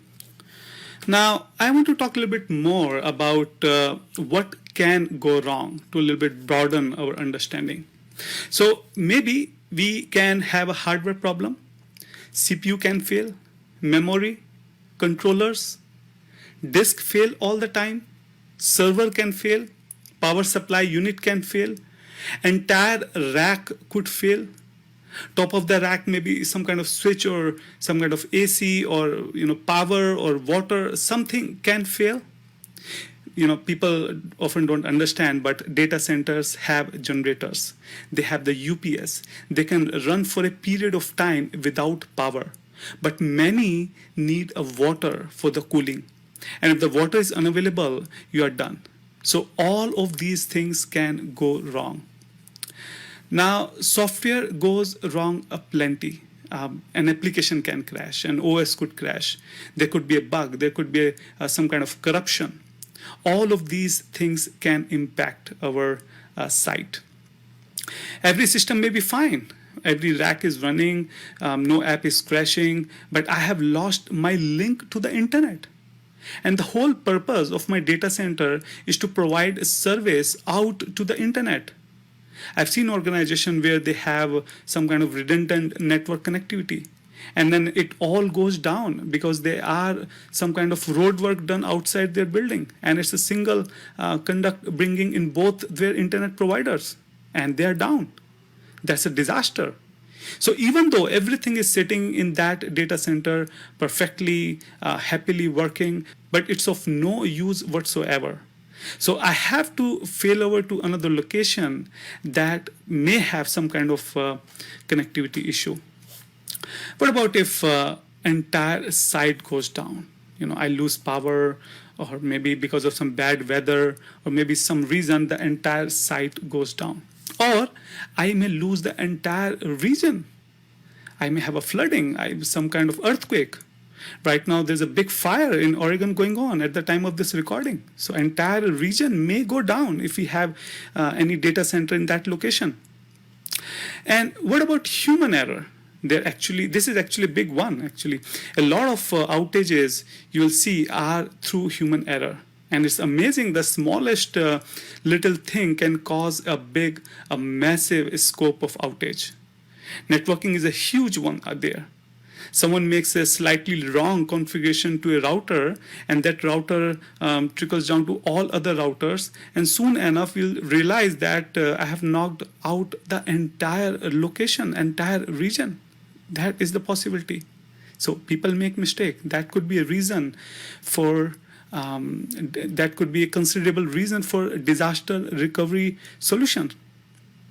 So the purpose of this lesson was to make sure we understand the difference between high availability and disaster recovery, and what could possibly go wrong to consider that as an option for the disaster recovery.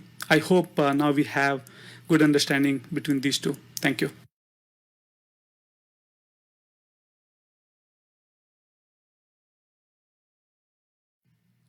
In this lesson, I want to talk about two important terms, RTO and RPO.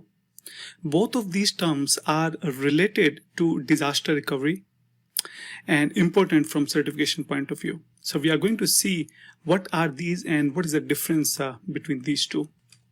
All right, so RTO stands for Recovery Time Objective.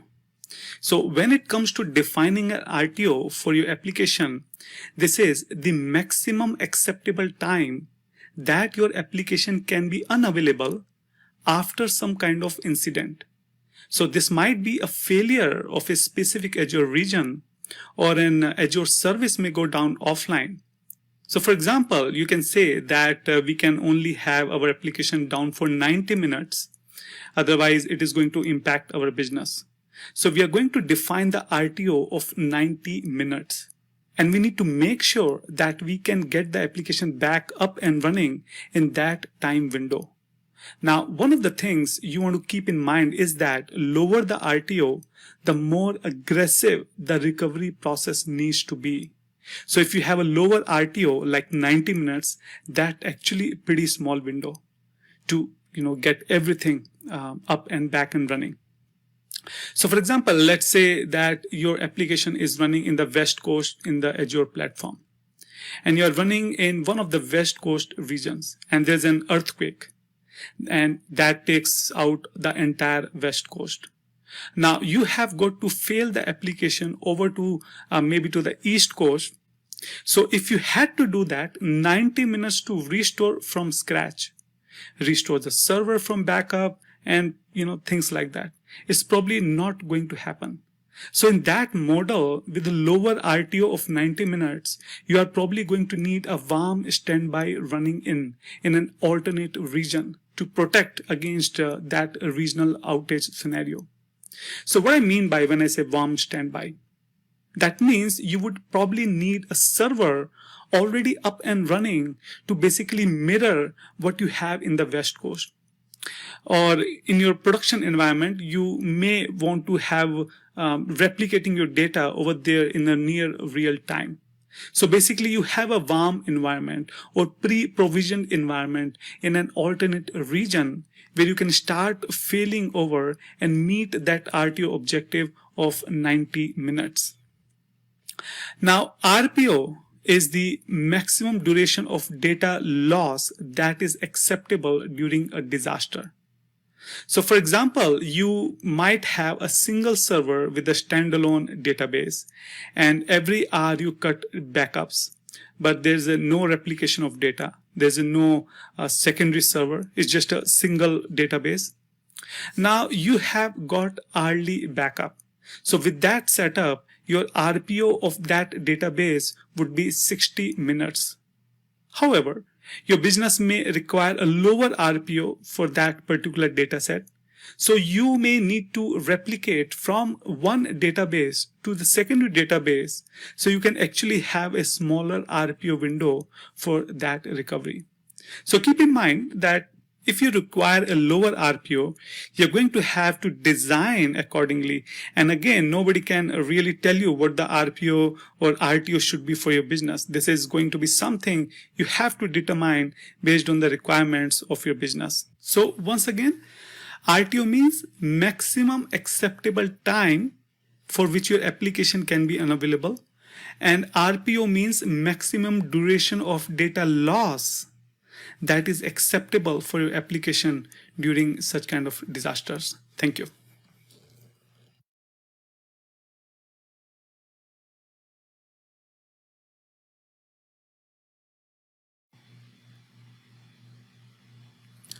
In this lesson, I want to talk about high availability and disaster recovery options for SQL DB. Now we'll continue discussing the same diagram which we have been discussing in previous lesson. There are two different regions, and these regions are hundreds of miles away from each other. And within region, I have different zones which are kind of separate physical buildings. And within each zone, we have different nodes. High availability means if something happens within this region, if for some reason this node goes down or this complete zone or data center goes down, if my application keeps working, that is the configuration as a part of high availability. Now, if because of some kind of natural calamity, if this whole region goes down, I have to define my DR or disaster recovery options so that my application keep working. Now, when we talk about SQL Server specifically, SQL Server is a platform as a service. It is highly manageable, and actually the high availability options are only configured for us. This is something managing by Azure. We don't have to do anything. We don't have to configure anything. In fact, in most cases, we cannot change a lot of things here. Everything is predefined and as part of Azure SLA. So let's discuss what kind of HA or high availability options Azure has already configured for us. So first we will talk about within zone, the same data center. If one node goes down, then what kind of options we have. All right, I have these two diagrams here. One is the standard availability model and another one is premium availability model. So basically these two types of models are available as part of high availability within a zone. And it depends on which kind of service tier you are choosing, that which model will be available to you. So if you are choosing the basic, standard or general purpose service tier, then by default you will be having standard availability model. And if you choose the premium or business critical service tier, you will have premium availability model. So let's quickly discuss what is standard availability model. In standard availability model, we have the compute